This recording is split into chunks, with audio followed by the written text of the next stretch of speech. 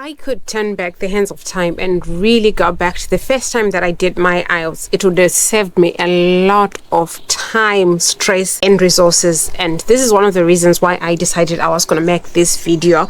And because I'm in the midst of preparing for my IELTS, and I know it's the third time that I'm doing it, but I know there are people who have been asking me questions. They're anxious, they're nervous because it's their first time doing this.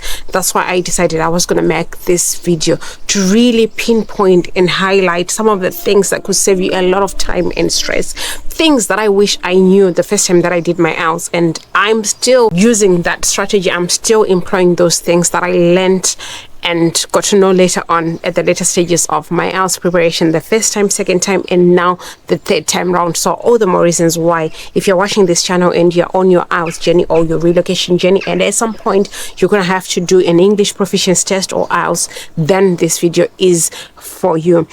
So a big welcome to my YouTube channel. My name is Florence, and on this platform we do talk relocation opportunities, life abroad. Some of you may be wondering, no, why are you writing IELTS for the third time? If you do not know my background, I relocated to the UK 3 years ago, and at the moment I am at the start of yet another journey, and this is because of everything that has been going on immigration wise when it comes to the UK. You can check out some videos I did on this channel as well, where I was talking about all the changes and how it's affecting a lot of people that relocated earlier to the UK. And I'm not immune to those changes, and I've decided to take matters into my own hands and start being proactive about my relocation journey. So I will share later on after our IELTS journey, because I'm on a path and I want to share it with you. One of the reasons why I decided I was going to share this journey with you was because the first time around I did my relocation journey, I wasn't on social media, I wasn't sharing, and I know now the things that I wish I had shared with people that could have changed lives are quite a lot. And I do believe as a community, as a people, really, there are things that we go through that you would want to share with the world, so that you inspire them, so that you make them believe, and you make them really take those bold first step towards changing their destiny, changing their lives forever. And I'm one person who is like that. I believe in sharing because I believe sharing is caring. So that's why I'm doing what I'm doing. So I'm on this IELTS prep journey, and I only have got 2.5 weeks. I'm nearly left with 2 weeks until the day that I write my IELTS, because part and parcel of what I am planning on doing requires for me to really do the IELTS academic, because the journey and path that's ahead requires that English proficiency test. I would have used my initial IELTS test if I had taken this step earlier. But as most of you know, or if you don't know, when you write your IELTS, it's only valid for 2 years.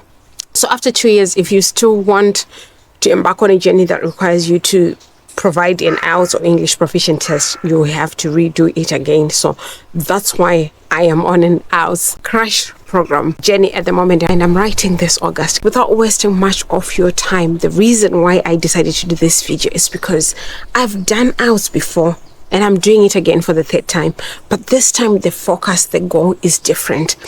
Part and parcel of why I'm not as stressed is because I've done it before. I've learned a few things along the way that I do believe if I still employ those things, it could really save me the stress. The amount of time that I spent practicing IELTS the first time I did it, probably I just overdid it. And just a little background, I do remember when I did my IELTS for the first time, I spoke to a friend who had relocated to Australia that time, or just before that time, and they said to me, you know what, when it comes to your English proficiency, you can prepare within 3 weeks and pass. But the approach that I was using, the way I was so skeptical and scared, really, I wouldn't have done it. And I know some of you may not believe this one, but the first time I did my IELTS, it took me nearly 4 months to prepare, and it was so intense. I was so focused. It was as though my life depended on it. But this time I decided to do it in lesser time, partly because I need to do it, and also I'm pressed for time, so I can't really devote that much time to doing IELTS because there are other things that I need to be doing. But then these things that I'm sharing in this video will really make you do it quicker. So the first thing that you need to do when you're doing your English proficiency or your IELTS or any other journey to do with relocation, understand the format, understand the map, understand the plan. The first time I did my IELTS, I was just like, oh, this English thing, oh, English test, and I was just everywhere. I was haphazard. So it took me so much time I would do that practice test, do that one, fail, and think, oh my God, it's a hurdle. But when you understand the structure and format, these things are so interlinked. These things do correlate. These things do work hand in hand. So just a little quick rundown. So with IELTS, it has got your listening, your speaking, your reading, and your writing.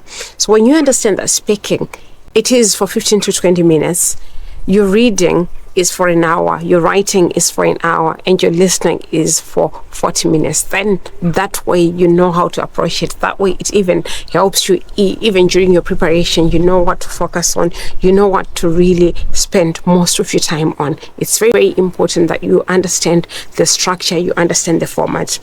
Also, again, depending on which one you're writing. For me, I'm writing IELTS academic this time around. It's very important that you understand the structure of the test that you're writing. It's different from somebody who is writing IELTS general in every way. Even the writing is different, the reading is different.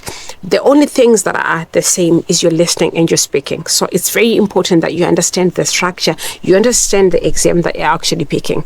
Also, when it comes to understanding the structure of format, you have to understand which IELTS you're supposed to write depending on what you want to achieve. I've been there, I've done that before. I've spoken to people who have actually wrong IELTS. They want to relocate to the UK. They've gone on to write their IELTS general or IELTS academic, which is not UKVI. One of the things that you need to bear in mind is understand what you want to use your IELTS or your English proficiency test for. These English proficiencies are so different. There's the UKVI. It could be IELTS academic UKVI. It could be IELTS general UKVI. There is also IELTS general and IELTS academic, and all of these have got different uses. So if you are planning on writing IELTS, understand the format, understand the use, and pick the right IELTS. Even when it comes to the amount of money that you pay when you're booking your IELTS, they all differ in terms of pricing. That should tell you which one you should write. That should tell you the purpose as well. The second tip I want to share with you when it comes to how you can take less time to prepare and not be stressed about how long or how much you're spending on preparation is for you not to wait too long until you can start practicing your speaking. For me, the strategy I use is when I'm so tired, when I can't focus and concentrate, I take the time to just practice. How do I practice my speaking? Sometimes I just speak to myself. I'm just quiet. I'm in my room. I'm just practicing speaking. And thank goodness this time around, YouTube is helping me a lot because I have started in these videos. So I'm actually practicing when it comes to my confidence, my flow, my grammar. I'm not where I want to be, but I'm practicing. I will get there. And kind enough, please give me a review in the comments of how I'm doing in terms of speaking. For those of you that started the channel with us, give us a review of how we were when we started and where we are now, building up to my IELTS test.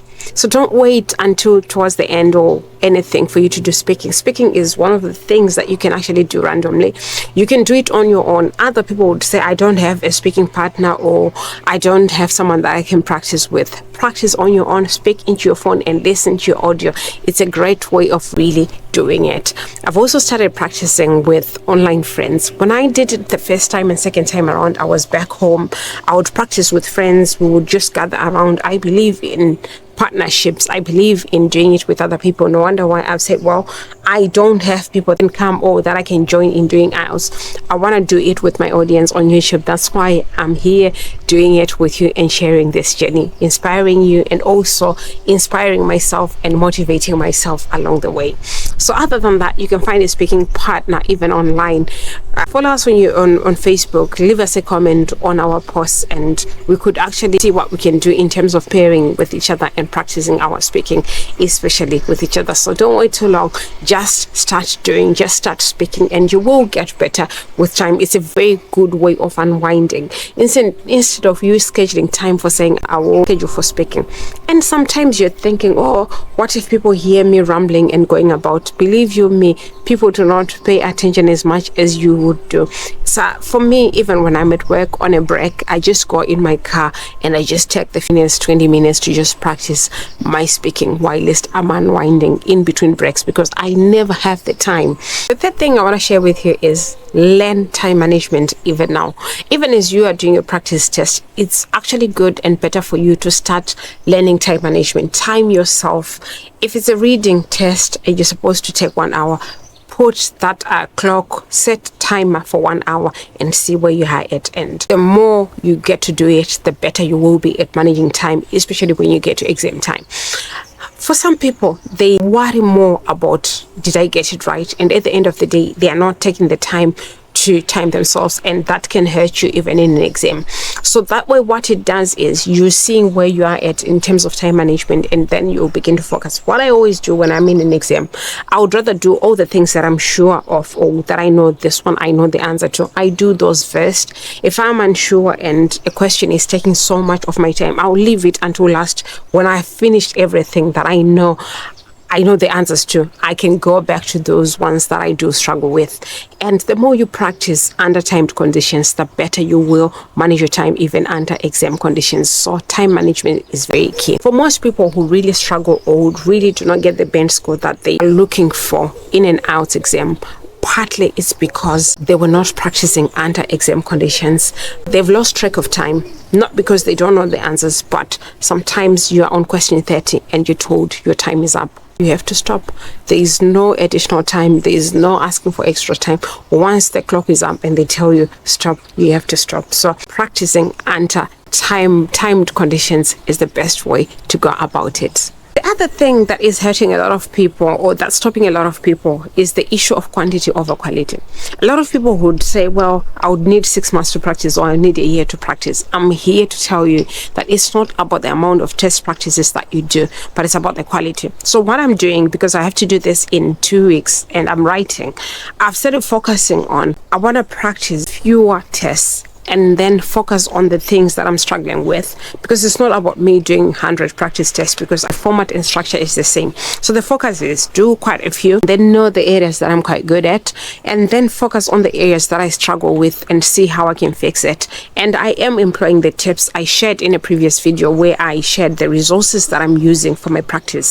So those tips are actually helping me. So I'm not as worried about, oh my God, in 2 weeks will I be able to do 100 practice tests? I'm worried about, am I focusing on the areas that I do struggle with? So don't be stressing about time. Don't be leaving it until too late. Don't be saying, well, I will register for IELTS maybe for December or for January. Just register that IELTS and then get cracking. Use those tips. We can do this. That's why I'm making these videos, to say, if I can do it, you too can do it.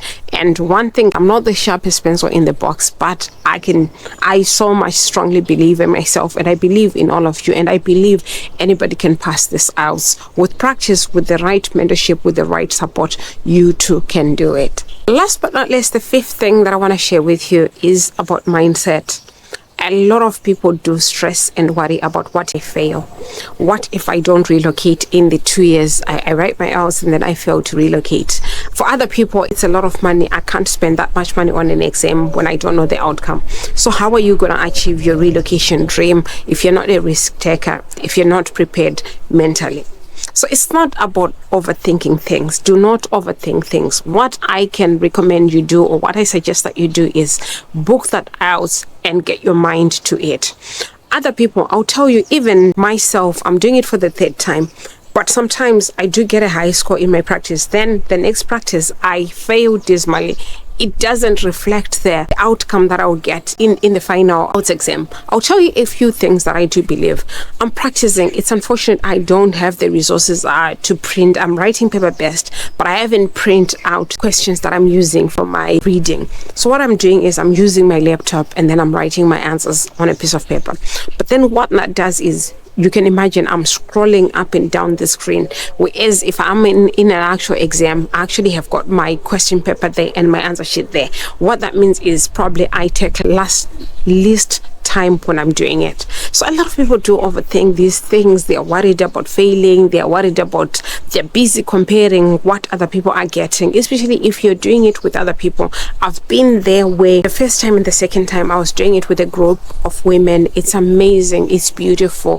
Why do I say that? It's because in our group, everyone that we did IELTS with when we were back home have relocated to the UK, which was amazing, which why I so much believe we can do it, because me and a group of women have done it before, where we just came together to just prepare. And it started off with IELTS. It went on to our relocation journey. We were supporting each other and we were doing it. So what that does is it lessens the burden mentally. It lessens the burden of you thinking, will I be able to do it? Can I get over it? Yes, you can get over it with the right approach, with the right mindset, with the right focus. No comparing. Especially, I want to speak to adults. If you're an adult, if you're doing it in your life, if you're doing it as a mom, believe your journey is different from the next person's, and it's not about scoring everything right. It's about just getting over the line. It's about just doing it, and I know you too can do it. So guys, these are the 5 things that I wish I knew earlier when I was preparing for my IELTS the first time around, especially, that I wanted to share with you. And if you found these tips very helpful, please do subscribe to it, and also share with us in the comments what your experience has been with IELTS. And if there's anything that you're struggling with, or that you find that you've conquered, or anything that you want to share with us, please put it in the comments. And if you've got any questions or any videos that you want me to do, please put them in the comments. Also, all the more reasons why you need to stay on this channel and stay on course in this journey this August is the fact that I'll be sharing my study tips, my progress, where I am at up until when I write, and even the results I'm going to share with you. So all the more reasons why you need to stay here, and all the more reasons why you need to believe in yourself and believe you too can do it, because it's actually doable. If I have done it, I'm sure you too can do it. So that's all I had for you in this video, guys. Bye for now, and I'll see you in our next video.